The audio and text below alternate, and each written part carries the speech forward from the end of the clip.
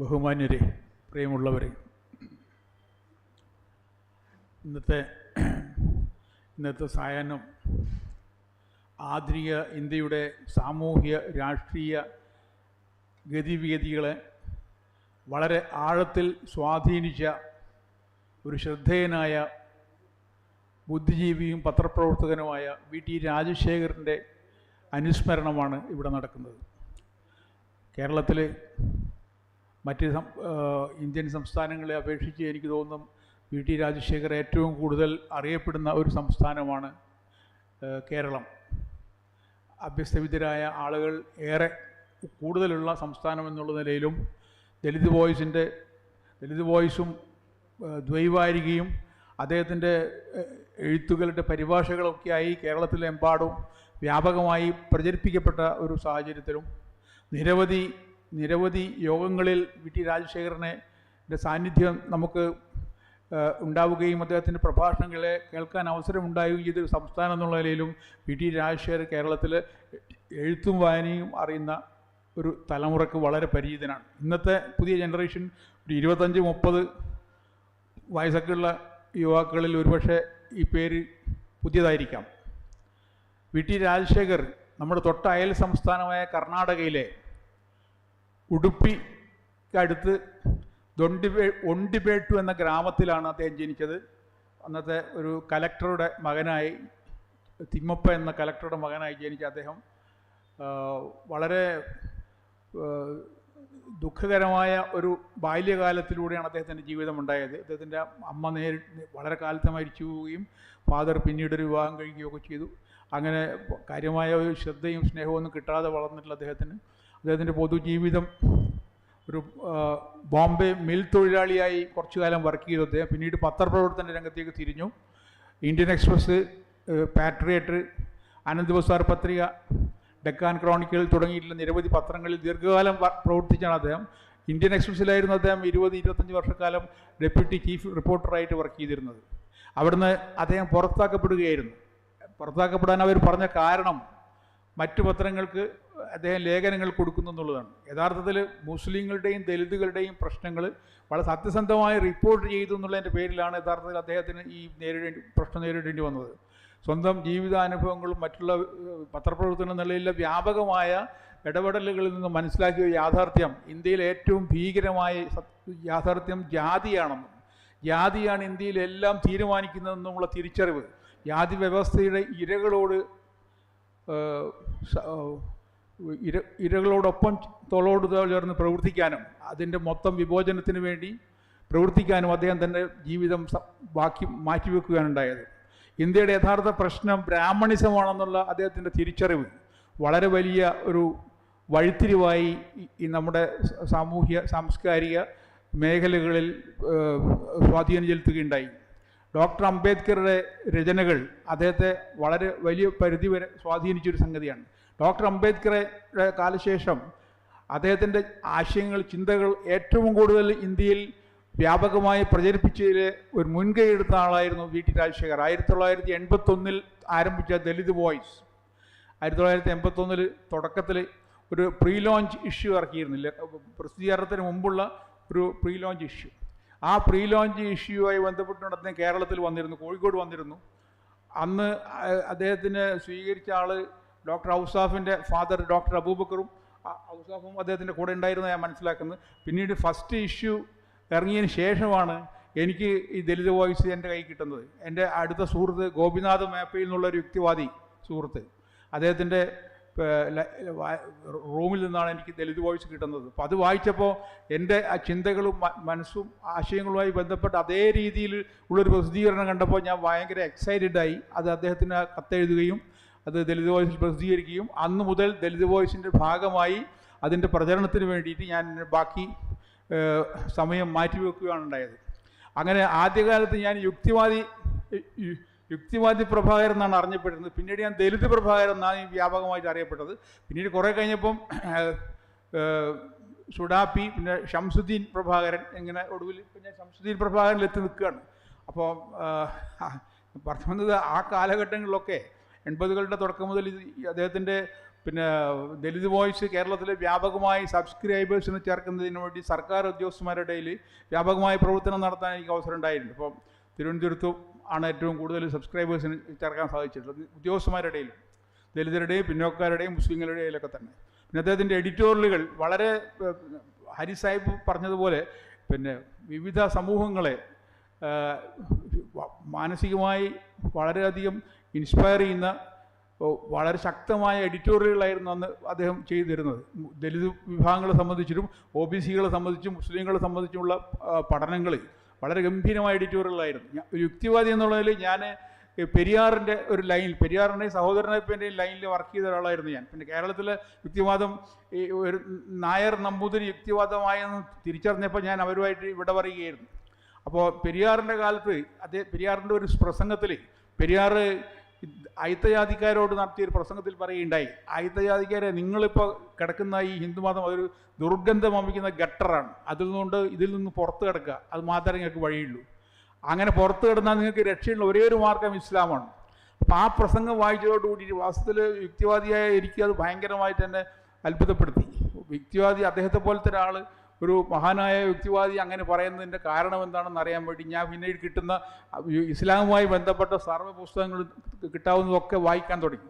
അങ്ങനെ ഇരിക്കുകയാണ് ദലിത് വോയിസിൻ്റെ ഇതിലൂടെ VT രാജശേഖർ ഇസ്ലാമിനെ കുറിച്ചിട്ടുള്ള വളരെ ആഴത്തിലും പരപ്പിലുമുള്ള പഠനങ്ങൾ, എഡിറ്റോറിയലുകൾ എഴുതാൻ തുടങ്ങി. അപ്പോൾ അതോടുകൂടിയിട്ട് ഇസ്ലാമിനെക്കുറിച്ച് കൂടുതൽ അറിയാനുള്ളൊരു അവസരം എനിക്ക് കിട്ടി. ഞാൻ പുസ്തകങ്ങളിൽ നിന്നും മറ്റ് ഇൻ്ററാക്ഷനിൽ നിന്നൊക്കെ എനിക്ക് മനസ്സിലാകാത്തതിനേക്കാൾ കൂടുതൽ ആഴത്തിൽ വ്യത്യസ്തമായ ആംഗിളിൽ ഇസ്ലാമിനെയും മുസ്ലിങ്ങളെയും കുറിച്ച് മനസ്സിലാക്കാൻ എനിക്ക് സഹായിച്ചു. അതാണ് എന്നെ ഒടുവിൽ 2003 ഇസ്ലാമിലേക്ക് എത്തിച്ചത്. ഞാൻ പറഞ്ഞു വന്നത് ദലിത് മുസ്ലിം സാഹോദര്യം, ദലിത് മുസ്ലിം പിന്നോക്ക സഹോദര്യം എന്നുള്ള ഒരാശയം വളരെ ശക്തമായി ബ്രാഹ്മണിസ്റ്റ് ഇന്ത്യയുടെ രാഷ്ട്രീയ ഭൂമികയിൽ ഏറ്റവും ശക്തമായി അവതരിപ്പിച്ചത് VT രാജശേഖറായിരുന്നു. അദ്ദേഹത്തോടൊപ്പം തന്നെ അദ്ദേഹത്തിൻ്റെ ഈ കാഴ്ചപ്പാടിൽ സമാനമായ കാഴ്ചപ്പാടിൽ തന്നെ മറ്റൊരു ഭാഗത്ത് പഞ്ചാബിൽ നിന്നും ദാദാ സാഹിബ് കാൻഷിറാംജി വലിയ ഒരു മൂവ്മെൻറ്റ്, ഒരു സാമൂഹ്യ സാംസ്കാരിക മൂവ്മെൻറ്റ് രൂപപ്പെടുത്തുകയും അതൊടുവിൽ 1984 രാഷ്ട്രീയ പാർട്ടിയായി ബഹുജൻ സമാജ് പാർട്ടിയായി മാറുകയും ചെയ്തു. ഇവർ രണ്ടുപേരും വളരെ അടുത്ത സുഹൃത്തുക്കളായിരുന്നു. 81 ഈ ദലിത് വോയിസ് ലോഞ്ച് ചെയ്തതിന് ശേഷം ഞാനതിൻ്റെ ഭാഗമായി വർക്ക് ചെയ്യുകയും എല്ലാ മാസവും റെഗുലറായിട്ട് ബാംഗ്ലൂർ അദ്ദേഹത്തിനോടൊപ്പം ഓഫീസിൽ പോവുകയും അത് സഹായിക്കുകയൊക്കെ ചെയ്തിരുന്നു. അങ്ങനെ എനിക്ക് 83 ജനുവരിയിലോ ഫെബ്രുവരിയിലോ ആണെന്ന് എൻ്റെ ഓർമ്മ, ബാംഗ്ലൂരിലെ മുസ്ലിം സംഘടനകൾ വിപുലമായൊരു സമ്മേളനം സംഘടിപ്പിക്കുകയുണ്ടായി. അതിൽ കാൻഷിറാമിനെ VT രാജശേഖരനെയും ഇൻവൈറ്റ് ചെയ്തിരുന്നു. VT രാജശേഖർ എന്നെയും അതിൽ പങ്കെടുപ്പിച്ചു. ഞാനും അദ്ദേഹത്തിൻ്റെ ഒപ്പം വേദിയിലുണ്ടായിരുന്നു. അന്ന് അങ്ങനെയാണ് കാൻഷിറാമിനെ VT രാജശേഖർ എനിക്ക് പരിചയപ്പെടുന്നത്. ഞാൻ പറഞ്ഞു വന്നത് VT രാജശേഖറിൻ്റെ ഈ ഒരു ശ്രമം, ദലിത് പിന്നോക്ക മുസ്ലിം ഐക്യത്തെക്കുറിച്ചുള്ള ശ്രമവും വിവിധ വിഭാഗങ്ങളുടെ രാഷ്ട്രീയേതര വേരുകളെക്കുറിച്ചിട്ടുള്ള ഓർമ്മപ്പെടുത്തലുകളുമാണ് യഥാർത്ഥത്തിൽ ഇന്ത്യയിലെ ദേശീയ തലത്തിൽ വലിയ മാറ്റങ്ങൾക്ക് നേതൃത്വം കൊടുത്തത്. ഔദ്യോഗിക തലത്തിലും പിന്നെ വർക്ക് ചെയ്യുന്ന ആളുകൾ, മാധ്യമരംഗത്ത് വർക്ക് ചെയ്യുന്ന ആളുകൾ, വിദ്യാർത്ഥികളുടെ ഇടയിലൊക്കെ തന്നെ ദലിത് വോയിസിൻ്റെ ഈ എഴുത്തുകൾ വളരെ ശക്തമായ സ്വാധീനം ചെലുത്തുകയുണ്ടായി. അപ്പോൾ ഈ മലയാളത്തിൽ ഒരു 3-4 വർഷക്കാലം അതിൻ്റെ എഡിഷൻ എനിക്ക് പ്രസിദ്ധീകരിക്കാൻ കഴിഞ്ഞിട്ടുണ്ട്. പിന്നീട് കർണാടകത്തിലും തമിഴിലും തെലുങ്കിലും ഉറുദുവിലും മറാഠിയിലും പഞ്ചാബിയിലൊക്കെ തന്നെ ഇതിൻ്റെ എഡിഷനുകൾ, ഈ ദലിത് വോയിസിൻ്റെ എഡിഷനുകൾ ഇറക്കപ്പെട്ടിട്ടുണ്ട്. അദ്ദേഹത്തിൻ്റെ 100ഓളം പുസ്തകങ്ങൾ അദ്ദേഹം പിന്നെ പ്രസിദ്ധീകരിക്കുകയുണ്ടായി.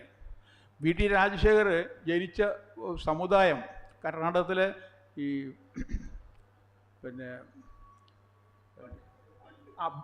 ബണ്ട് എന്നുള്ളൊരു സമുദായമാണ്. ബണ്ട് അത് കേരളത്തിലെ ഏകദേശം ശൂദ്രരുടെ ഒരു ഗ്രേഡിലുള്ളൊരു സമുദായമാണ്. അപ്പം അവർ പൊളിറ്റിക്കലായിട്ട്, പക്ഷേ അവർ ഉപയോഗിക്കുന്ന ഒരു സർനെയിം ഷെട്ടി എന്നാണ് പൊതുവേ. പക്ഷേ ഈ ബണ്ട് സമുദായം വളരെ പവർഫുള്ളാണ്, സാമ്പത്തികമായിട്ടും വളരെ പവർഫുള്ളാണ്. അവർ പോപ്പുലേഷൻ ഒരു 10% വരുന്നതാണ് എൻ്റെ ഒരു ധാരണ. അപ്പോൾ അതിൽ 9 MLA-മാരുണ്ട് അവർക്ക്. ഇപ്പോൾ അതിൽ 8 BJP-കാരാണ്. ഇപ്പോൾ അടുത്ത കാലത്ത് വന്നിട്ടുള്ളൊരു മാറ്റമാണ്. ആദ്യകാലത്ത് ബ്രാഹ്മണരോട് അതിശക്തമായി പോരാടിയിട്ടുള്ളൊരു സമുദായമായിരുന്നു അവർ. കേരളത്തിലെ നായന്മാരെ പോലെ തന്നെ ആത്മാഭിമാനമില്ലാത്ത, പിന്നെ തന്തയ്ക്ക് വറക്കാത്ത വർഗ്ഗമല്ല അവർ. ഭയങ്കരമായിട്ട് ബ്രാഹ്മണരോട് ഫൈറ്റ് ചെയ്തവരാണ്. പക്ഷെ അവർ കുറച്ച് കാലങ്ങളിലായിട്ട് പൂർണ്ണമായിട്ടും ബ്രാഹ്മണർക്ക് വിധേയരാക്കപ്പെട്ടു, അവരുടെ കീഴിലായി. പിന്നെ കർണാടകത്തിലെ ഈ മധ്യ വ്യവസായം അദ്ദേഹത്തിൻ്റെ സമുദായത്തിൻ്റെ കുത്തകയാണ്. അപ്പോൾ ബ്രാഹ്മണാധിപത്യത്തിനെതിരെയുള്ള അദ്ദേഹത്തിൻ്റെ ഒരു മനസ്സ് അദ്ദേഹത്തിൻ്റെ സാമൂഹ്യ ഘടനയിൽ നിന്ന് തന്നെ രൂപപ്പെട്ടതാണെന്നാണ് എനിക്ക് തോന്നുന്നത്. പിന്നീട് അനുഭവങ്ങളിലൂടെ അത് വളരെ ശക്തമായി. ഇപ്പോൾ മുസ്ലിം സമൂഹത്തെക്കുറിച്ചിട്ടുള്ള അദ്ദേഹത്തിൻ്റെ ആഴത്തിലുള്ള പഠനങ്ങൾ ഇന്ന് പോലും ഇന്നിപ്പോൾ അത് പുതിയ തലമുറക്ക് അത് ഞെട്ടലുണ്ടാക്കുന്ന തരത്തിലുള്ള എഡിറ്റോറിയലുകളാണ്. ഇന്ത്യയിൽ how to exterminate Muslims in India എന്ന് പറഞ്ഞിട്ട് അദ്ദേഹത്തിൻ്റെ എഡിറ്റോറിയലുകളുണ്ട്. സ്പെയിനിൽ ഇസ്ലാമിനെ എങ്ങനെ ഉന്മൂലനം ചെയ്യപ്പെട്ടു എന്നുള്ളതിൻ്റെ ആവർത്തനമാണ് ഇന്ത്യയിൽ നടന്നുകൊണ്ടിരിക്കുന്നത്. അതിൽ ഇന്ത്യയിലെ ഹിന്ദു നാസികൾ അവിടെ പോയി ഇതിനെക്കുറിച്ച് പഠിച്ച് അത് ഇന്ത്യയിൽ അവതരിപ്പിക്കുകയായിരുന്നു. അദ്ദേഹം വളരെ സമർത്ഥമായി വളരെ കാര്യകാരൻ തെളിവ് സഹിതം ആ എഡിറ്റോറിയൽ അവതരിപ്പിക്കുകയുണ്ടായിട്ടുണ്ട്. അതേപോലെ ആരാണ് മുസ്ലിങ്ങളെ കമ്മ്യൂണലാക്കിയത്, who made Indian Muslims communal എന്നുള്ള എഡിറ്റോറിയലുകൾ വാസ്തവത്തിൽ അത് സുവർണ്ണ ലിപികളിൽ രേഖപ്പെടുത്തേണ്ടതാണ്. അതിൻ്റെ മലയാളം ഞാൻ ട്രാൻസ്ലേറ്റ് ചെയ്ത് പബ്ലിഷിണ്ടായിരുന്നു. അത് എങ്ങനെയാണ് മുസ്ലിങ്ങൾ വർഗീയവാദികളാണെന്ന് ആരോപിക്കപ്പെട്ടതെന്നുള്ളതിൻ്റെ ഹിസ്റ്ററിയാണ്. അത് യഥാർത്ഥത്തിൽ ബ്രാഹ്മണരാണ് അത് തുടങ്ങിയത്. അത് മുസ്ലിങ്ങളുടെ തൊള്ളയിലോട്ട് ഈ വർഗീയത തള്ളിക്കയറ്റുകയായിരുന്നു എന്ന് വളരെ മനോഹരമായി വളരെ യുക്തിഭദ്രമായി അദ്ദേഹം അവതരിപ്പിക്കുന്നുണ്ട്. അതേപോലെ വേറെ നിരവധി, ഇപ്പം നേരത്തെ ഹരി സാഹിബ് പറഞ്ഞതുപോലെയുള്ള നിരവധി എഡിറ്റോറിയലുകൾ ഇതുണ്ട്. സിഖ് ഇഷ്യൂവിൽ അദ്ദേഹം എഴുതിയിട്ടുള്ള എഡിറ്റോറിയലുകൾ, സിഖ് വിഘടനവാദം എന്ന് ബ്രാഹ്മണർ പറയുന്ന വാദം യഥാർത്ഥത്തിൽ സിഖ് സമൂഹത്തിൻ്റെ ഒരു ഐഡൻറ്റിറ്റി ആയിട്ട് ബന്ധപ്പെട്ടൊരു പ്രശ്നമാണ്. അപ്പോൾ അതിനെ ഭീകരമുദ്ര കുത്തി നശിപ്പിക്കാൻ തകർക്കാൻ ശ്രമിച്ചപ്പോൾ അവരെ സപ്പോർട്ട് ചെയ്തുകൊണ്ട് അദ്ദേഹം എഴുതിയ എഡിറ്റോറിയൽ പേരിൽ അദ്ദേഹത്തിനെ ബാംഗ്ലൂർ വന്ന് കയ്യാമം വെച്ച് ജയിലിൽ അടക്കുകയുണ്ടായി ടാഡപ്രകാരം. അപ്പം അങ്ങനെ നിരവധി പ്രശ്നങ്ങളുണ്ടായി. അതുപോലെ തന്നെ OBC സമൂഹം അതർ ബാക്ക്വേർഡ് കമ്മ്യൂണിറ്റി, അവർ ഹിന്ദുക്കളല്ല, ഒരിക്കലും ഹിന്ദുക്കളല്ല, അവർക്ക് ഒരിക്കലും ഹിന്ദുക്കളാവാൻ പറ്റില്ല, ദലിതരെ പോലെ തന്നെ അവരും അഹിന്ദുക്കളാണ് എന്ന് സമർത്ഥിക്കുന്ന നല്ല മികച്ച എഡിറ്റോറിയലുകൾ വന്നിട്ടുണ്ട്. അതൊക്കെ നമ്മൾ മലയാളത്തിൽ പബ്ലിഷ് ചെയ്തിട്ടുണ്ട്, ട്രാൻസ്ലേറ്റ് ചെയ്ത് ചെറിയ ചെറിയ ലഘുലേഖകളായിട്ട് ഞാൻ വ്യാപകമായിട്ട് കേരളത്തിലെമ്പാടും പ്രചരിപ്പിക്കാൻ എനിക്കന്ന് കഴിഞ്ഞിട്ടുണ്ട്. അപ്പോൾ ഞാൻ പറഞ്ഞു വന്നത്, ഈ ദലിത് 85% വരുന്ന, ഇന്ന് യഥാർത്ഥത്തിൽ അതിൻ്റെ കണക്ക് പ്രകാരം 93% അവർണരാണ്. യഥാർത്ഥത്തിൽ അതിൻ്റെ കണക്ക് ഇപ്പോഴത്തെ ഇത് വെച്ച് നോക്കുമ്പോൾ നമുക്ക് മനസ്സിലാക്കാൻ കഴിയുന്ന 7% മാത്രമേ ഈ ഹിന്ദു നാസികൾ ഈ രാജ്യത്തുള്ളൂ. 93% അവർണ ജനതയാണ്. നേരത്തെ 15% എന്നായിരുന്നു. പക്ഷേ അതൊക്കെ ആ കണക്കൊക്കെ പെരുപ്പിച്ചതാണ്. ഇന്ത്യയിൽ പല സെൻസസ് നടന്നിട്ടുണ്ടെങ്കിലും ഒരിക്കലും സവർണ ഹിന്ദുക്കളുടെ കണക്ക് ഒരു കാലത്തും വെളിപ്പെടുത്തിയിട്ടില്ല. കാരണം എന്താണെന്ന് വെച്ചാൽ എത്രത്തോളം മൈക്രോസ്കോപ്പിക് മൈനോറിറ്റിയാണ് ഇവരെന്നുള്ള സംഗതിയിൽ ആ രഹസ്യം പുറത്താവും. അതുകൊണ്ട് അത് മാത്രം അവരൊരിക്കലും പുറത്തു വിടാറില്ല. എന്നിട്ട് മുന്നോക്കക്കാരിൽ പിന്നോക്കരെന്നുള്ള ഉഡായിപ്പ് പരിപാടികളുമായിട്ടാണ് അവരിപ്പോൾ മുന്നേറിക്കൊണ്ടിരിക്കുന്നത്. അപ്പം ഞാൻ പറഞ്ഞു വന്നത് 85, അന്ന് അദ്ദേഹം ആവർത്തിച്ചു കൊടുക്കുന്നത് 85ആയിരുന്നു. പിന്നീട് അത് ഇപ്പോഴാണ് നമുക്ക് 93% ഉണ്ടെന്ന് മനസ്സിലായത്.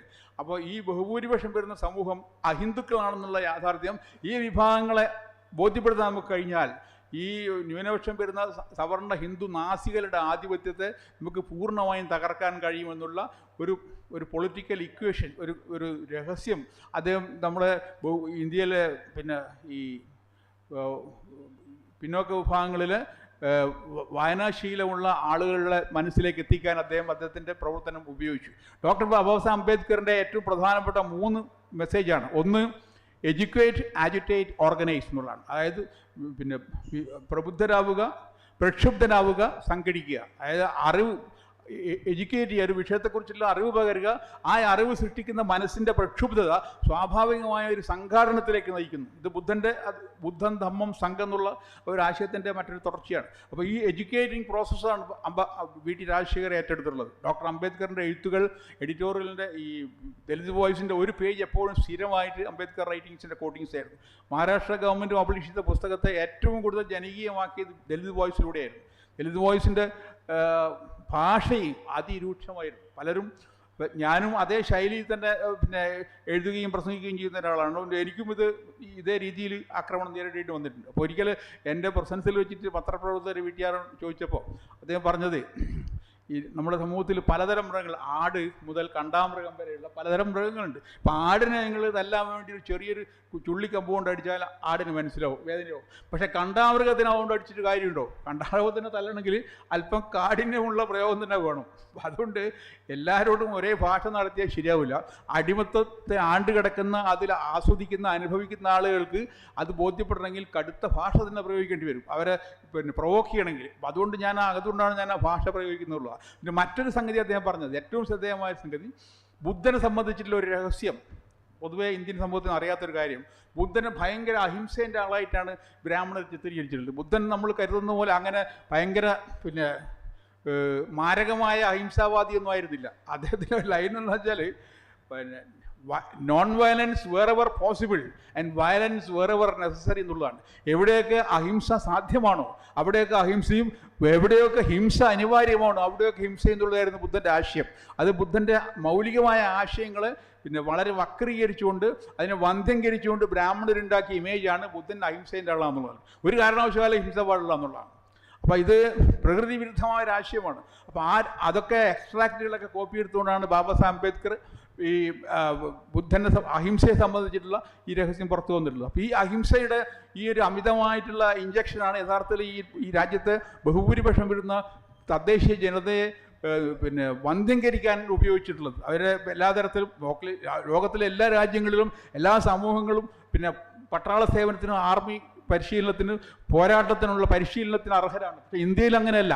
ഇന്ത്യയിൽ ഒരു പ്രത്യേക സവർണറിലെ ഒരു പ്രത്യേക ജാതിക്ക് മാത്രമേ ഈ വേരിയസ് യുദ്ധം ചെയ്യാനുള്ള അവകാശമുള്ളൂ. അപ്പോൾ അതുകൊണ്ടെന്ന് വെച്ചാൽ ഭൂരിപക്ഷ സമൂഹത്തെ ഈ എന്താ പറയേണ്ടത്, വന്ധ്യംകരിക്കുന്ന, ഇമ്പോർട്ടൻ്റ് ആക്കുന്ന ഒരു സിസ്റ്റമാണ് അവർ മെയിൻറ്റെയിൻ ചെയ്തിട്ടുള്ളത്. ഭൂരിപക്ഷത്തിന് വിദ്യാഭ്യാസം നിഷേധിക്കുക, അതിനു പുറമെ കായികമായിട്ടുള്ള ഒരു പ്രതിരോധിക്കാനുള്ള അവകാശം നിഷേധിക്കുക തുടങ്ങിയിട്ടുള്ള ഭീകര പ്രവർത്തനങ്ങളുടെ തുടർച്ചയായിട്ടാണ് ഈ ബ്രാഹ്മണിസം ഇപ്പോൾ നമ്മൾ എത്തിയിരിക്കുന്ന അവസ്ഥയിലുള്ളത്. അപ്പോൾ ഈ ബ്രാഹ്മണിസത്തിൻ്റെ ഈ വിവിധ മുഖങ്ങളെ, അതിൻ്റെ സ്ട്രാറ്റജിയെ, അതിൻ്റെ ടാക്ടിക്സിനെയൊക്കെ വളരെ ഭംഗിയായി വിശദീകരിക്കുന്ന ബോധവൽക്കരണമാണ് VT രാജശേഖർ ദലിത് വോയിസിലൂടെ നടത്തിയിട്ടുള്ളത്. അതായത് ന്യായവും സത്യവും ഭൂരിപക്ഷവും ചരിത്രവും എല്ലാം ഈ ബഹുഭൂരിപക്ഷത്തിൻ്റെ ഭാഗത്താണ്. പക്ഷെ എന്നിട്ടും ഈ ന്യൂനപക്ഷം വരുന്ന, ഇതൊന്നുമില്ലാത്ത ന്യൂനപക്ഷം വരുന്ന ഈ സവർണ ഹിന്ദു നാസികൾ അധികാരത്തിൽ അള്ളിപ്പിടിച്ചിരിക്കുന്നു. എന്തുകൊണ്ടാണത്? അതിൻ്റെ രഹസ്യം അദ്ദേഹം പറഞ്ഞത് അവരുടെ സ്ട്രാറ്റജി ആൻഡ് ടാക്ടിക്സ് ആണ്. അവരുടെ നയവും തന്ത്രവും അടവുകളുമാണ് അവരുടെ ഈ ആധിപത്യത്തിൻ്റെ രഹസ്യം. കാരണം ശത്രുക്കളെ ഞെക്കിയും നക്കിയും കൊല്ലുന്ന ഒരു ശൈലി. മാത്രമല്ല ചാണക്യൻ്റെ 4 മെത്തേഡ്, സാമം, ദാനം, ഭേദം, ദണ്ഡം, ഈ 4 മെത്തേഡുകളും ഉപയോഗിക്കുന്നതിൽ ബ്രാഹ്മണർ വളരെ അഗ്രഗണ്യരാണ്. സാമം എന്ന് വെച്ചാൽ പുകഴ്ത്തിയിട്ട് ഒരു വ്യക്തിയെ പുകഴ്ത്തി ആദരിച്ചിട്ട് തങ്ങളുടെ കീഴ്പ്പെടുത്തുക. രണ്ടാമത് ദാനം, ഓഫറിങ്സ്, സ്ഥാനമാനങ്ങളൊക്കെ കൊടുത്തിട്ട് ഓഫർ ചെയ്യുക, അങ്ങനെ ആ രീതിയിൽ കൂടെ നിർത്തുക. മൂന്നാമത് ഭേദം, അതായത് ക്യാരക്ടർ അസാസിനേഷൻ, തേജോഹത്യ. ഈ 3 മെത്തേഡിലും വിധേയരാവാത്ത ആളുകളെ ദണ്ഡം, തട്ടിക്കളയാന്നുള്ളതാണ്.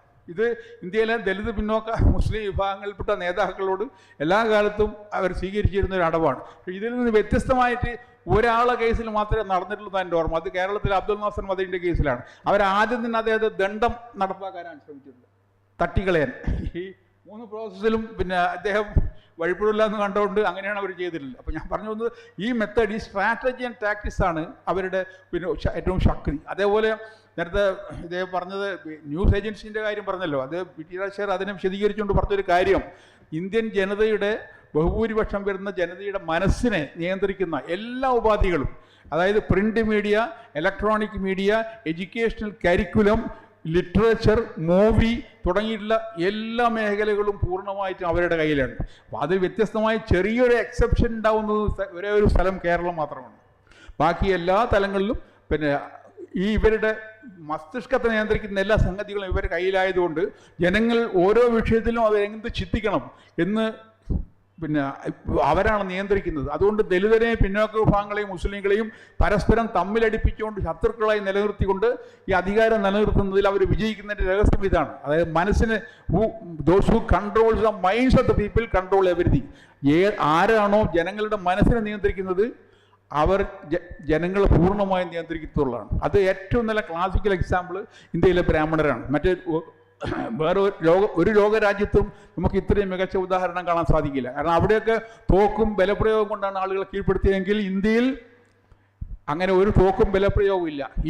ഈ നൂലിൻ്റെ പിന്നെ ഇവരുടെ വേദങ്ങളുടെ ഈ കള്ളക്കഥകളുടെ ഈ മനസ്സിനെ നിയന്ത്രിക്കുന്ന ഉപാധികളുടെ പൗരോഹിത്യത്തിൻ്റെ ഉപാധിയിലൂടെയാണ് അവർ ഈ ഇന്ത്യൻ ജനതയെ കീഴ്പ്പെടുത്തുന്നത്. ഈ ഒരു മാജിക്ക് കണ്ട് പഠിക്കാൻ വേണ്ടിയിട്ടാണ് യൂറോപ്യന്മാർ ഇന്ത്യയിൽ വന്നിട്ടുള്ളത്. അപ്പോൾ അവർക്ക് ഈ അത്ഭുതം കണ്ടിട്ട് അവർ ഇതിനെ പാടി പുകഴ്ത്താൻ തുടങ്ങി. അപ്പോൾ ആ പുകഴ്ത്തലിനെ ഇവരുടെ മഹത്വമായിട്ട് അവതരിപ്പിച്ചുകൊണ്ട് തദ്ദേശ ജനതയെ കൂടുതൽ കീഴ്പ്പെടുത്താൻ അവർക്ക് കഴിഞ്ഞു എന്നുള്ളതാണ് എൻ്റെ യാഥാർത്ഥ്യം. അപ്പം മനസ്സിനെ നിയന്ത്രിക്കുന്ന ഉപാധികളുടെ ആധിപത്യത്തെ നമുക്ക് നേരിടണമെങ്കിൽ ഈ മനസ്സിനെ നിയന്ത്രിക്കുന്ന ഉപാധികളിൽ നമുക്ക് ആനുപാതികമായ പങ്ക് വേണം. മീഡിയയിൽ, ഇലക്ട്രോണിക് മീഡിയയിൽ, എഡ്യൂക്കേഷണൽ കരിക്കുലം തയ്യാറാക്കുന്നതിൽ, പിന്നെ ലിറ്ററേച്ചറിൽ, മൂവിയിലൊക്കെ തന്നെ നമുക്ക് പങ്കാളിത്തം നേടിയെടുക്കാൻ കഴിയുന്ന കാലത്ത് മാത്രമേ ഈ മനസ്സിനെ നിയന്ത്രിക്കുന്ന ഉപാധികൾ നമുക്ക് പിന്നെ കൈവെക്കാൻ കഴിയൂ. അങ്ങനെ നമ്മുടെ മാനസികമായ അടിമത്തത്തിൽ നിന്ന് നമുക്ക് പുറത്തു കടക്കാൻ കഴിയുന്നുള്ള വളരെ പ്രധാനപ്പെട്ട ഒരു പാഠമാണ്, അറിവാണ്. വി ടി രാജശേഖർ അദ്ദേഹത്തിൻ്റെ 1987 നവംബറിലാണ് ദലിത് ജാതി ദുർമൂലനം ആദ്യമായിട്ട് നമ്മൾ പ്രസിദ്ധീകരിക്കുന്നത്. അത് ഞാൻ അതിനു വേണ്ടിയിട്ട് ഒരുപാട് മെനക്കെടുണ്ടായിട്ടുണ്ട്.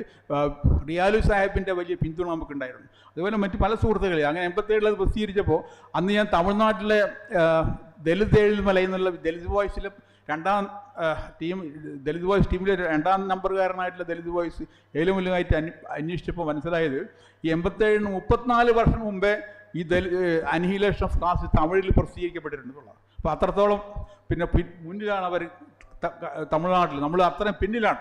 അപ്പോൾ അങ്ങനെ നിരവധി രചനകൾ, പിന്നെ അതുപോലെ തന്നെ പെരിയാറിൻ്റെ രാമായണം ഒരു കെട്ടുക, അതും മലയാളത്തിൽ പ്രസിദ്ധീകരിക്കാൻ എനിക്ക് കഴിഞ്ഞിട്ടുണ്ട്. അപ്പം അത്തരത്തിൽ പിന്നെ വിടിആറിൻ്റെ ഈ ലഘുലേഖകളും പ്രസംഗങ്ങളും അതുണ്ടാക്കിയിട്ടുള്ള ഇമ്പാക്റ്റ് വളരെ വലുതാണ്. ദലിത് മുസ്ലിം സാഹോദര്യത്തെക്കുറിച്ചിട്ട് ഈ 80കളുടെ തുടക്കത്തിൽ ദലിത് വോയിസിൻ്റെ ഒരു ഇതിലും ചുവട് പിടിച്ചുകൊണ്ട് ഞാൻ പ്രവർത്തനം തുടങ്ങിയപ്പോൾ അന്ന് കേരളത്തിൽ കോഴിക്കോട് നിന്നാണ് ഞാൻ അതിൻ്റെ പ്രവർത്തനം ആരംഭിക്കുന്നത്. ഇവിടെ ഒരു 3, 4, 5 സുഹൃത്തുക്കൾ മാത്രമാണ് അതിൻ്റെ സ്പിരിറ്റ് ഉൾക്കൊണ്ടിട്ടുള്ള ആൾക്കാർ അന്നുണ്ടായിരുന്നത്. പ്രൊഫസർ കോയ സാഹിബും പിന്നെ ഫസലുള്ള ഇദ്ദേഹത്തിനെ പോലെയുള്ള ഹാരിസ് സാഹിബ്, അബൂബക്കർ പോലെയുള്ള ഇങ്ങനെ കുറച്ച് പേര്. ദലിത് സർക്കിളുകളിൽ അത് തീരെ ആദ്യം ക്ലച്ച് പിടിച്ചിരുന്നില്ല. അപ്പോൾ ദലിത് സർക്കിളിലെ കോളേജ് അധ്യാപകരായിട്ടുള്ള നിരവധി പേരുമായിട്ട് ഞാൻ ബന്ധപ്പെട്ടിരുന്നു. അപ്പോൾ അവർക്കത് അതിൻ്റെ പ്രാധാന്യം മനസ്സിലായില്ല. കാരണം അവർ മുസ്ലിങ്ങൾ, നമുക്കിപ്പോൾ അത് എന്തുകൊണ്ട് അവരുമായിട്ട് ചേർന്നിട്ട് എന്താണ് നേടാനുള്ളത് എന്നുള്ള ലൈനിലായിരുന്നു. പക്ഷേ അധിക കാലം വൈകാതെ തന്നെ അതിൻ്റെ പൊളിറ്റിക്കൽ പിന്നെ ഈ പ്രസക്തി വ്യാപകമായി തിരിച്ചറിയപ്പെടുകയും അതോടൊപ്പം തന്നെ ദേശീയ തലത്തിൽ കാൻഷിറാംജി നടത്തിയിട്ടുള്ള പ്രബോധന പ്രവർത്തനങ്ങൾക്ക് ോടുകൂടിയിട്ട് അത് നാഷണൽ ലെവലിൽ തന്നെ വ്യാപകമായി ശ്രദ്ധിക്കപ്പെടുകയും ചെയ്തു. ദലിത് മുസ്ലിം അലയൻസ് എന്നുള്ള ഒരാശയം കേരളത്തിൽ വളരെ ശക്തമായ ഒരു ക്യാമ്പയിൻ നടത്തുന്നതിൽ നമ്മൾ കുറച്ചു കാലം നമുക്ക് വിജയിച്ചിട്ടുണ്ട്. പക്ഷെ പിന്നീട് എന്താ സംഭവിച്ചതെന്ന് വെച്ചാൽ ഈ ദലിത് മൂവ്മെൻറ്റുകളുടെ നേതൃത്വത്തിലും അതിന് മൂവ്മെൻറ്റുമായി ചേർന്നുകൊണ്ട് മുസ്ലിം ഗ്രൂപ്പുകളുടെ ഇടയ്ക്ക് തന്നെ പിന്നെ പല ഈ ചാരപ്രവർത്തനം പോലീസിൻ്റെയും അതേപോലെയുള്ള മറ്റ് ഏജൻസിയൊക്കെ ആളുകൾ ചേർന്നുകൊണ്ട് ഇതിൽ വലിയ പ്രശ്നങ്ങൾ സൃഷ്ടിക്കുകയും ഭിന്നിപ്പുകൾ സൃഷ്ടിക്കുകയും പിന്നെ അതിൻ്റെ മുന്നേറ്റത്തിൽ വലിയ പ്രതിസന്ധികൾ സൃഷ്ടിക്കുകയും ചെയ്തു. അതുകൊണ്ട് നമ്മൾ തുടക്കത്തിൽ ഉദ്ദേശിച്ച ആ ഒരു വെലോസിറ്റിയിൽ ആ മൂവ്മെൻറ്റ് മുന്നോട്ട് പോകാൻ കഴിയാതെ വന്നു. ദലിത് മുസ്ലിം സഹോദര്യം എന്നുള്ള ആശയം അതിൻ്റെ അടിവേരുകൾ പോയാൽ അതിന് വളരെ നൂറ്റാണ്ടുകളുടെ പഴക്കമുണ്ട്. പക്ഷെ അന്ന് ദലിതർക്ക് തങ്ങൾ ഹിന്ദുക്കളാണെന്നുള്ള ബോധം ഉണ്ടായിരുന്നില്ല, പിന്നോക്കക്കാർക്ക് തങ്ങൾ ഹിന്ദുക്കളാണെന്നുള്ള ബോധം ഉണ്ടായിരുന്നില്ല. ഒരു 100 വർഷത്തിന് ഉള്ളിലാണ് ഹിന്ദുമതം എന്നുള്ള ഈ വ്യാജ പേര് തന്നെ രൂപപ്പെടുന്നത്. ബ്രിട്ടീഷുകാരാണ് ആ പേര് യഥാർത്ഥത്തിൽ കോയിൻ ചെയ്തത്. അപ്പോൾ അന്ന് സവർണ ഹിന്ദുക്കൾ, ബ്രാഹ്മണർ അല്ലാത്ത മറ്റെല്ലാ വിഭാഗങ്ങളെയും പിന്നെ ഒരു കോമൺ ആയിട്ടുള്ളൊരു മതം ഇല്ലാത്തതുകൊണ്ട് എല്ലാ ഹിന്ദു പട്ടികയിൽ ഉൾപ്പെടുത്തിയിട്ട് അങ്ങനെയാണ് അവർ ഈ പ്രശ്നം ഉണ്ടാകുന്നത്. അപ്പോൾ അങ്ങനെയുള്ള ഈ ഒരു രാഷ്ട്രീയമായിട്ടുള്ള തട്ടിപ്പ് അത് ഇന്ത്യൻ നാഷണൽ കോൺഗ്രസ് ആണ് ഇത്രയും വലിയ വിഭാഗത്തെ അവരുടെ അറിവോ സമ്മതമോ കൂടാതെ പിന്നെ ഒരു മതത്തിൻ്റെ ഭാഗമായിട്ട് ഉൾപ്പെടുത്തുന്നത്. ഇന്ത്യൻ നാഷണൽ കോൺഗ്രസ് ആണ് പിന്നെ ഒരു അമെൻമെൻറ്റിലൂടെ ഈ SC ST OBCൻ്റെ ഹിന്ദുക്കളുടെ കാറ്റഗറി ഉൾപ്പെടുത്തുന്നത്. ലോകത്തിൽ ഒരു ചരിത്രത്തിൽ ഒരിക്കലും നിങ്ങൾക്ക് ഇങ്ങനത്തെ ഒരു കൊടിയ പിന്നെ ഒരു പാതകം കാണാൻ പറ്റില്ല. ഏതൊരു ജനതക്കും അവരാരാണെന്ന് സ്വയം തീരുമാനിക്കാനും തിരിച്ചറിയാനും പ്രവചിക്കാനും നിർവചിക്കാനുമുള്ള അവകാശം ലോകത്തിൽ എല്ലാ സ്ഥലത്തുണ്ട്. പക്ഷേ ഇന്ത്യയിൽ മാത്രം അതില്ലാതെ പോയി. SC ST വിഭാഗങ്ങൾക്കോ OBCകൾക്കോ തങ്ങളുടെ നോൺ ഹിന്ദു ഐഡൻറ്റിറ്റി സ്ഥാപിക്കാനോ അത് ഉയർത്തിപ്പിടിക്കാനോ അതിനനുസരിച്ച് ജീവിക്കാനുള്ള അവസരം ഇന്ത്യയിൽ നിഷേധിക്കപ്പെട്ടു. അതിൻ്റെ ദുരന്തമാണ് ഇപ്പോഴും ഇന്ത്യയിൽ നിലവിലില്ലാത്തൊരു വ്യാജ പേര് ഹിന്ദുത്വം എന്നുള്ള ഒരു കപടനാമം ഇപ്പോൾ ശക്തി പ്രാപിച്ചുകൊണ്ടിരിക്കുന്നത്. അതിൻ്റെ ഭീകരതകൾ പല തലങ്ങളിലും ഇവിടെ നടന്നുകൊണ്ടിരിക്കുകയാണ്. മുസ്ലിങ്ങൾ ദലിതരുമാണ് അതിൻ്റെ ഏറ്റവും കൊടിയ ഭീകരത്തിന് ഇരയാകുന്നവർ. ഇന്ത്യയിലെ വിവിധ സംസ്ഥാനങ്ങളിൽ ഉള്ള ജയിലുകളിൽ ഏറ്റവും കൂടുതലുള്ള ബഹുഭൂരിപക്ഷം ആളുകളും ദലിതരും ആദിവാസികളും മുസ്ലിങ്ങളുമാണ്. മുസ്ലിങ്ങളെ അവസ്ഥ കുറച്ചുകൂടി മോശമാണ്. കാരണം മുസ്ലിമാണെന്നുള്ളത്, മുസ്ലിം ഒരു കുറ്റവാളിയാവാൻ വേറെ ഒന്നും കൊണ്ട് അയാളുടെ അറബി പേര് മാത്രം മതി അയാൾ കുറ്റവാളിയാണെന്ന് പോലീസിന് തീരുമാനിക്കാൻ. അതേപോലെ കോടതിക്കും അത് ഒരൊറ്റ അറിവ് കിട്ടിയാൽ ബാക്കിയെല്ലാം അതിൻ്റെ പിന്നാലെ വന്നോളൂ. ആ രീതിയിൽ കൊടിയ മുസ്ലിം വിരുദ്ധ വികാരം ഈ രാജ്യത്ത് സൃഷ്ടിക്കുന്നതിൽ മാധ്യമങ്ങൾ വിജയിച്ചിട്ടുണ്ട്. അപ്പോൾ അതിനെതിരെയുള്ള വളരെ അഡ്വാൻസ് ആയിട്ടുള്ള ഒരു പ്രതിരോധമാണ് VT രാജശേഖർ അദ്ദേഹത്തിൻ്റെ എഴുത്തുകളിലൂടെ, ചിന്തകളിലൂടെ, പ്രഭാഷണങ്ങളിലൂടെ നടത്തിയത്. അന്ന് അത് മനസ്സിലാക്കാൻ കഴിഞ്ഞ ദലിതരും പിന്നോക്ക വിഭാഗങ്ങളുടെ വളരെ ചെറിയ ന്യൂനപക്ഷം മാത്രമായിരുന്നു. ഇന്ന് അദ്ദേഹത്തിൻ്റെ ആശയങ്ങൾ വ്യാപകമായിട്ട് ദലിത്, പിന്നോക്ക, മുസ്ലിം സമൂഹം തിരിച്ചറിഞ്ഞു കഴിഞ്ഞിട്ടുണ്ട്. അന്ന് ഞാൻ ഈ കാഴ്ചപ്പാടിൽ നടത്തിയിട്ടുള്ള പ്രസ്ഥാനങ്ങളെക്കുറിച്ചിട്ടും വ്യക്തികളെക്കുറിച്ചിട്ടും നടത്തിയിട്ടുള്ള വിമർശനങ്ങളോട് വിയോജിച്ചിട്ടുള്ള എൻ്റെ സുഹൃത്തുക്കൾ ഒരു 20-25 വർഷത്തിന് ശേഷമാണ് നിങ്ങൾ അന്ന് പറഞ്ഞത് ശരിയായിരുന്നു എന്ന് പിന്നീട് സമ്മതിച്ചിട്ടുള്ളത്. അപ്പോൾ കാലത്തിന് മുന്നേ സഞ്ചരിക്കുകയും പ്രശ്നങ്ങൾ വളരെ ആഴത്തിൽ വിശകലനം ചെയ്യാൻ കഴിഞ്ഞു എന്നുള്ളതാണ് VT രാജശേഖറിൻ്റെ ഒരു പ്രത്യേകത. അദ്ദേഹത്തിൻ്റെ സംഭാവന അതാണ്. ഡോക്ടർ അംബേദ്കറിൻ്റെ ആശയങ്ങൾ, അതുപോലെ മഹാത്മാ ഫൂലെയുടെ, പെരിയാറിൻ്റെ, തുക്കാറാമിൻ്റെ ഒക്കെ ആശയങ്ങൾ സ്വാംശീകരിച്ചുകൊണ്ട് തൻ്റെ തൂലികയിലൂടെ വലിയ വളരെ വിപ്ലവകരമായ ഒരു ബോധവൽക്കരണ പ്രവർത്തനമാണ് VT രാജശേഖർ നടത്തിയത്. അദ്ദേഹത്തെ തീവ്രവാദിയെന്ന്, മതമൗലികവാദികളായിട്ട് ബന്ധമുള്ള ആളെന്ന്, മുസ്ലിം വിദേശ ഫണ്ട് കിട്ടുന്ന ആളാണെന്നൊക്കെ പറഞ്ഞുകൊണ്ട് എന്തുമാത്രം കൊടിയ പ്രചരണമാണ് ഈ രാജ്യത്ത് നടത്തിയിട്ടുള്ളത് നിങ്ങൾക്കൊക്കെ അറിയാം. VT രാജശേഖറുമായിട്ട് ബന്ധപ്പെട്ടുകൊണ്ട് പ്രവർത്തിക്കുന്ന എല്ലാ ആൾക്കാർക്കും ഈ ഒരു നമസ്കരണം നേരിടേണ്ടി വന്നിട്ടുണ്ട്. എനിക്കും കേരളത്തിൽ ഇതിൻ്റെ ആളെന്നുള്ള നിലയിൽ, പിന്നെ കേരളത്തിലെ മാധ്യമങ്ങളുടെ തമസ്കരണം വളരെ കാര്യമായി നേരിടേണ്ടി വന്ന ഒരാളാണ്. നമ്മൾ എന്ത് പരിപാടി നടത്തിയാലും, പത്ര റിപ്പോർട്ട് കൊടുത്താലും അതൊന്നും പത്രത്തിൽ വരില്ല. ചിലപ്പോൾ മാധ്യമത്തിലോ തേജസ്സിലോ ഒക്കെ ചെറിയൊരു വാർത്ത വരുന്നല്ലാതെ മറ്റൊന്നും ഉണ്ടാവില്ല. എത്ര വലിയ പരിപാടി നടത്തിയാലും. അരുന്ധതി റോയിക്ക് 99 ഞാനൊരു പരിപാടി സംഘടിപ്പിച്ചപ്പോൾ ഈ മാധ്യമങ്ങളുടെ സ്വഭാവം അറിയുന്നതുകൊണ്ട് ഞാൻ അരുന്ധതി റോയി ഡൽഹിയിൽ പോയി ഇൻവൈറ്റ് ചെയ്തപ്പോൾ ഡൽഹിയിലുള്ള ഇൻ്റർനാഷണൽ മീഡിയാസിനെ, ചാനലുകളൊക്കെ അവിടുന്ന് അഡ്വാൻസ് ആയിട്ട് ക്ഷണിച്ചതുകൊണ്ട് അവരിവിടെ വന്നു പരിപാടിക്ക് തലേന്ന് കോഴിക്കോട് വന്നിട്ട് പത്രക്കാരെയൊക്കെ വിളിക്കാൻ തുടങ്ങി. അപ്പോൾ അതുകൊണ്ട് ഇവിടുത്തെ മാധ്യമങ്ങൾക്ക് ഈ വാർത്ത പൂഴ്ത്താൻ കഴിയാതെ പോയി. പൂഴ്ത്താൻ സാധിച്ചില്ല. ഇൻ്റർനാഷണൽ മീഡിയ ഒക്കെ ഇവിടെ വന്നിട്ട് തലേന്ന് കെട്ടിക്കിടക്കുകയാണ്, അന്വേഷിക്കുകയാണ് ആരാണ് ഈ പ്രഭാകരൻ എന്നൊക്കെ പറഞ്ഞ്. അങ്ങനെ വന്നപ്പോഴാണ് അതൊരു വലിയ വിഷയമായി മാറിയത്. പക്ഷേ പിന്നീട് എനിക്കത് അതിൻ്റെ പേരിൽ വലിയ ശിക്ഷണ നടപടികൾ നേരിടേണ്ടി വരികയും അത് ഒരുപക്ഷെ ഒരു കണക്കിൽ എന്നെ സംബന്ധിച്ചിടത്തോളം ഞാൻ രക്ഷപ്പെടുകയാണ് ചെയ്തത്. കാരണം അതിന് മുമ്പ് നിരവധി പിന്നെ കുറ്റങ്ങൾ ആരോപിക്കപ്പെട്ടിട്ട് സസ്പെൻഷനിലും അച്ചടക്ക നടപടിക്ക് വിധേയനായ ഞാൻ ആയിരുന്നു. ഈ പ്രശ്നത്തിൽ എനിക്ക് വലിയ സപ്പോർട്ട് കിട്ടി. പിന്നെ സാംസ്കാരിക രംഗത്തേക്കുള്ള ഒരുപാട് ആളുകൾക്ക് എന്നെ സപ്പോർട്ട് ചെയ്യേണ്ടി വന്നു. അതുകൊണ്ട് എനിക്ക് ഒരു ചെറിയൊരു മിനിമം പെൻഷൻ അതിന് സർക്കാർ എന്നെ തടി കഴിച്ചിലാക്കി. അങ്ങനെയാണ് എനിക്കിപ്പോൾ ഒരു ചെറിയ കഞ്ഞുകൂടിൻ്റെ ദ്രവ്യം കിട്ടുന്നുണ്ട് ആ ഒറ്റ കാരണം കൊണ്ട്. അപ്പോൾ അല്ലായിരുന്നെങ്കിൽ അതും ഉണ്ടാവുമായിരുന്നില്ല. അപ്പം ഞാൻ പറഞ്ഞു വന്നത്, പിന്നെ ഈ VT രാജശേഖർ ഉയർത്തിയിട്ടുള്ള ചിന്തകൾ ബ്രാഹ്മണിസത്തിനെതിരെ, സവർണ ബോധത്തിനെതിരെ, സവർണ സംസ്കാരത്തിനെതിരെ ഉയർത്തിയ ചിന്തകൾ എത്രമാത്രം തീവ്രവും ശക്തവും ആഴത്തിലുള്ളതുമായിരുന്നുവെന്ന് നമുക്ക് അന്നത്തെ പ്രതികരണങ്ങളിൽ നിന്ന് മനസ്സിലാക്കാൻ സാധിക്കും. അതുകൊണ്ട് തന്നെയാണ് ഇന്ത്യൻ മീഡിയ VT രാജശേഖരനോടും അദ്ദേഹത്തിൻ്റെ ആശയങ്ങളോടും വളരെ തികഞ്ഞ ഒരു നെഗറ്റീവ് അപ്രോച്ച് പുലർത്തിയിട്ടുള്ളത്. കാരണം ആളുകളെ ഇന്ത്യയിൽ VT രാജശേഖർ ഇപ്പോഴും പറയുന്നൊരു കാര്യമുണ്ട്, ഇന്ത്യയിൽ എന്തും അനുവദനീയമാണ്. എനിത്തിങ്, കൊള്ള, കൊല, കൂട്ടക്കൊല എല്ലാം പക്ഷേ 2 കാര്യം മാത്രം ഇന്ത്യയിൽ അനുവദനീയമല്ല. ഒന്ന്, ചിന്തിക്കാൻ പാടില്ല, don't think, and don't persuade to think, ചിന്തിക്കാൻ പ്രേരിപ്പിക്കാനും പാടില്ല. ഈ 2 ഗുരുതരമായ കുറ്റമാണ് ഇന്ത്യയിൽ നിലനിൽക്കുന്നത്.